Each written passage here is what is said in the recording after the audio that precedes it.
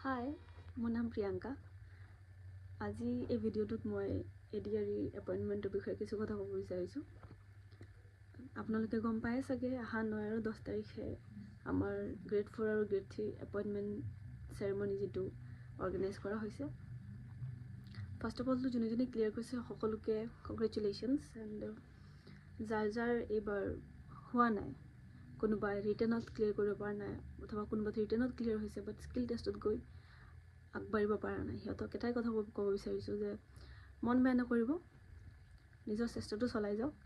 এইবাৰ হোৱা নাই, কিন্তু আপুনি যদি নিজৰ চেষ্টাটো ঠিক ৰাখে তেন্তে অহাবাৰ নিশ্চয় সফলতা লাভ কৰিব। আৰু আজি এই ভিডিঅ'টো বনোৱাৰ মেইন উদ্দেশ্যটো হ'ল যে যিটো জাৰ্ণি আমি পাৰ কৰি আহিছোঁ, আপোনাৰ প্ৰিপাৰেশ্যন, দেন এক্সাম, দেন আপোনাৰ স্কিল টেষ্ট, ৰিজাল্টছ, এণ্ড তাৰপিছত এতিয়া এপইণ্টমেণ্ট, সেই জাৰ্ণিটো মানে ডকুমেণ্ট কৰি ৰাখিবলৈ আৰু লাইক এ ডায়েৰী। আৰু তাৰ লগতে নিজৰ যিটো এক্সপিৰিয়েঞ্চ আছে সেইটো দি যাতে যিসকলে অহা সময়ত এক্সাম দিব বুলি ভাবিছে সিহঁতক যদি অকণমান হেল্প কৰিব পাৰোঁ। অৱশেষত এইটোও ক'ব বিচাৰিছোঁ যে লাইফৰ এটা নতুন প্ৰজেক্ট ষ্টাৰ্ট হ'ব লৈছে। সকলোকে অল দ্য বেষ্ট।